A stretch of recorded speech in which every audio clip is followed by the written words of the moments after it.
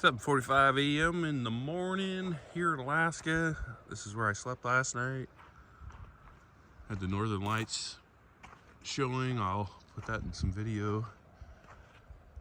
Northern lights were dancing right above me, right where that blue spot is. And it was a nice quiet evening to sleep. And it's still too dark to see the Vanagon.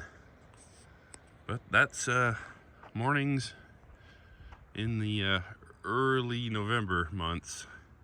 I'll show you again in December when we're waking up at 10 a.m. and it's still dark out.